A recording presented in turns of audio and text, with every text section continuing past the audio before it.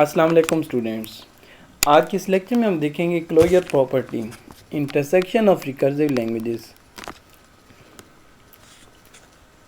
Suppose ہم ایک theorem لیتے ہیں کہ if L1 and L2 are regular languages then so is L1 intersection L2۔ ہم نے ایک تھیورم لیا کہ اگر L1 اور L2 ہمارے پاس جو ریگولر لینگویجز ہیں تو ان کا انٹرسیکشن بھی سیم اسی طرح سے ہی ہوگا کہ L1 انٹرسیکشن L2۔ اب ہم اس کو پروف کرتے ہیں۔ Let L1 and L2 be recursive languages defined by Turing machine T1 and T2 that does not loop infinitely on any input string, so we can build a Turing machine T3 for the languages L1 intersection L2۔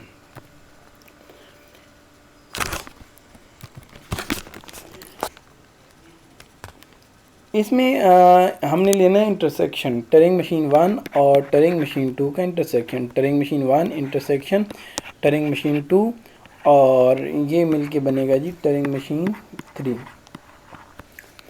اب intersection میں ہم نے کیا کرنا ہے، ہم نے یہ دیکھنا ہے کہ کیا ٹرنگ مشین 1 اور ٹرنگ مشین 2 میں ہالٹ کامن ہے یا نہیں ہے۔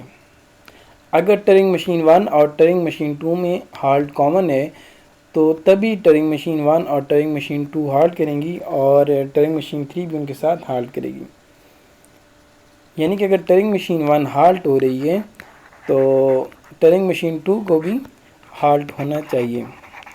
انٹرسیکشن میں یہ ضروری ہے کہ اگر ٹرنگ مشین 1 ہالٹ ہو رہی ہے تو ہم چیک کریں کہ کیا ٹرنگ مشین 2 بھی ہالٹ ہو رہی ہے یا نہیں ہو رہی۔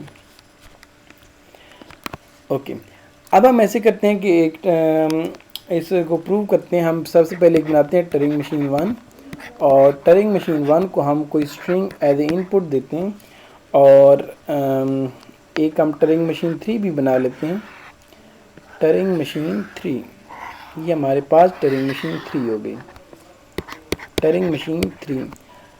اسی طرح ہم ایک ٹرنگ مشین 2 بھی بنا لیتے ہیں، ٹرنگ مشین 2، اور اسی طرح ٹرنگ مشین 2 کو بھی ہم کوئی اسٹرنگ پاس کر دیتے ہیں ایز اے ان پٹ۔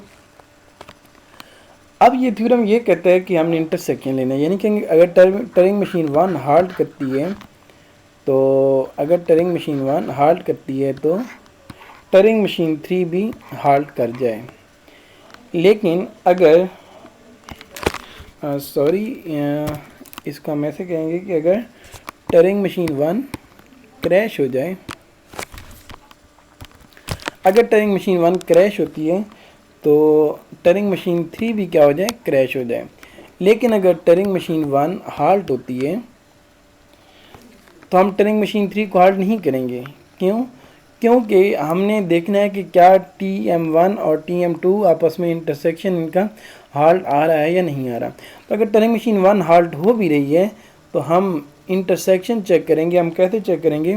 ہم ٹرنگ مشین 2 کو چیک کریں گے کہ کیا ٹرنگ مشین 2 بھی ہالٹ ہو رہی ہے یا نہیں ہو رہی۔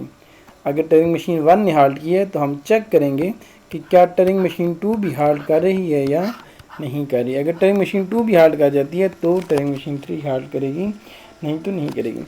اور اگر ٹرنگ مشین 2 کریش ہوتی ہے تو ٹرنگ مشین 3 بھی کریش ہو جائے گی۔ تو ہم کہہ سکتے ہیں کہ اس ٹرنگ مشین 3 کو بھی ہم کوئی اسٹرنگ ایز اے ان پٹ دے رہے ہیں۔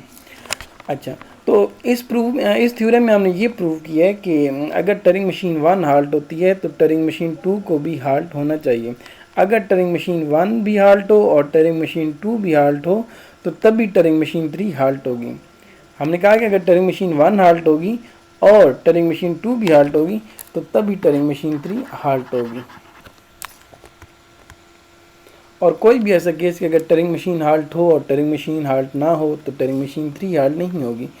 کوئی بھی ایسا کیس کہ ٹرنگ مشین 1 ہالٹ نہ ہو اور ٹرنگ مشین 2 ہالٹ ہو تو پھر بھی ٹرنگ مشین 3 ہالٹ نہیں ہوگی۔ صرف اس کیس میں ٹرنگ مشین 3 ہالٹ ہوگی کہ اگر ٹرنگ مشین 1 بھی ہالٹ ہو جائے اور ٹرنگ مشین 2 بھی ہالٹ ہو جائے، یعنی کہ ٹرنگ مشین 1 اور ٹرنگ مشین 2 میں ہالٹ کامن ہونا چاہیے۔